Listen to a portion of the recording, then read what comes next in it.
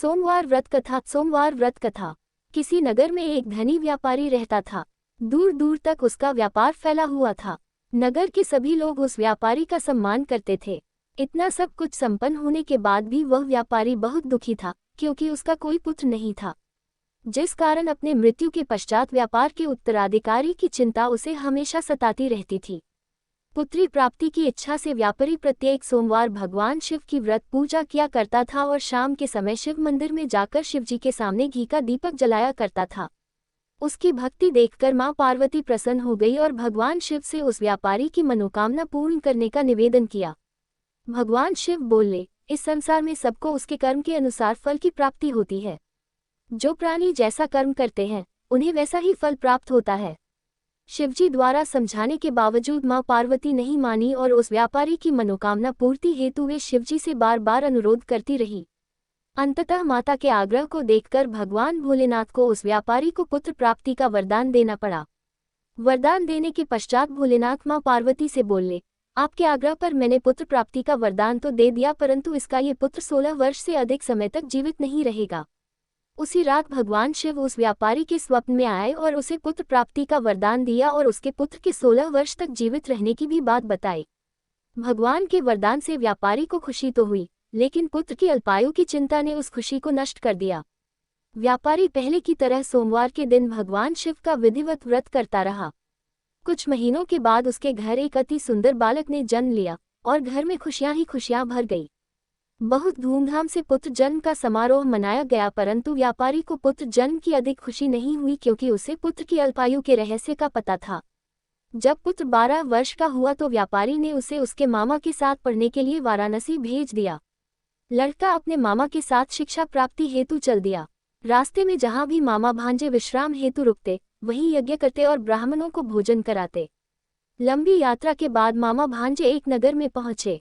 उस दिन नगर के राजा की कन्या का विवाह था, जिस कारण पूरे नगर को सजाया गया था।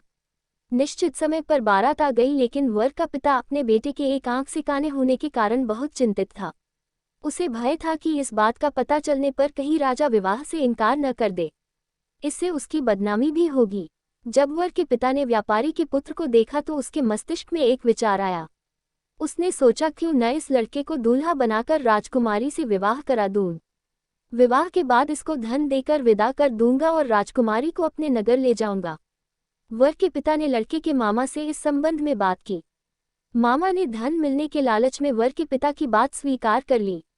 लड़के को दूल्हे का वस्त्र पहनाकर राजकुमारी से विवाह कर दिया गया। राजा ने बहुत सारा धन देकर राजकुमारी को विदा किया।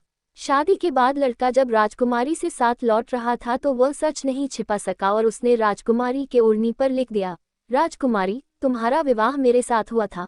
मैं तो वाराणसी पढ़ने के लिए जा रहा हूँ और अब तुम्हें जिस नवयुवक की पत्नी बनना पड़ेगा वह कान्हा है। जब राजकुमारी ने अपनी ओढ़नी पर लिखा हुआ पढ़ा तो उसने कान्हे लड़के के साथ जाने से इनकार कर दिया। राजा को जब ये सब बातें पता लगी तो उसने राजकुमारी को महल में ही रख लिया।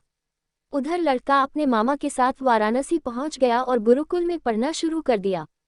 जब उसकी आयु 16 वर्ष की हुई तो उसने यज्ञ किया।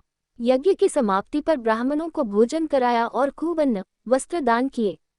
रात को वह अपने शयन कक्ष में सो गया। शिव के वरदान के अनुसार शयनावस्था में ही उसके प्राण पखेरु उड़ गए। सूर्योदय पर मामा मृत भांजे को देखकर रोने पीटने लगा। आसपास के लोग भी एकत्र होकर दुख प्रकट करने लगे। लड़के के मामा के रोने विलाप करने के स्वर समीप से गुजरते हुए भगवान शिव और माता पार्वती जी ने भी सुने। माता पार्वती ने भगवान से कहा, प्राणनाथ, मुझे इसके रोने के स्वर सहन नहीं हो रहे। आप इस व्यक्ति के कष्ट को अवश्य दूर करें। भगवान शिव ने माता पार्वती के साथ अदृश्य रूप में समीप जाकर देखा तो भोलेनाथ माता पार्वती से बोले, ये तो उसी व्यापारी का पुत्र है जिसे मैंने 16 वर्ष की आयु का वरदान दिया था। इसकी आयु पूरी हो गई है।